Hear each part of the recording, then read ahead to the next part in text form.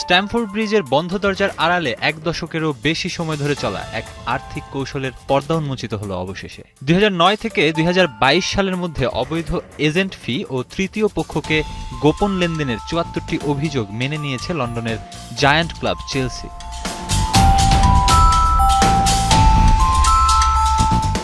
অনিয়মের গল্পটা মূলত রুশ ধনকুবের রোমান আব্রামোভিচের আমলের। সেই সময়ে গোপনে হাতবদল হয়েছিল প্রায় ৪,৭০,০০,০০০ পাউন্ড।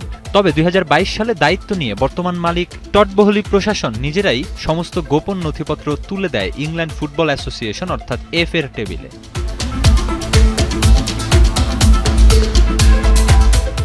নিজেরাই অনিয়মের তথ্য প্রকাশ করায় ক্লাবটি অনেক বড় ফাঁড়া থেকে বেঁচে গেছে। প্রাথমিকভাবে প্রস্তাবিত ২.৫ কোটি পাউন্ডের জরিমানা কমে দাঁড়িয়েছে মাত্র ১ কোটি পাউন্ডে, যা বাংলা টাকায় প্রায় ১৬৫ কোটি। এফএ জানিয়েছে এই জরিমানার অর্থ খরচ করা হবে ইংলিশ তৃণমূল ফুটবলের বিকাশে।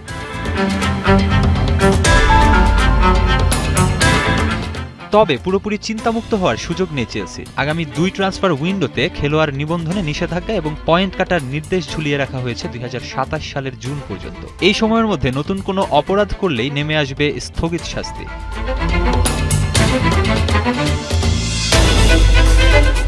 চলতি বছরের মার্চে একাডেমি অনিয়মের পর এবার বড় ধরনের বিপর্যয় সামাল দিল বহলি প্রশাসন। অতীত অনিয়মের এই কালো দাগ মুছে এখন নতুনভাবে ঘুরে দাঁড়ানোর চ্যালেঞ্জ স্ট্যামফোর্ড ব্রিজে।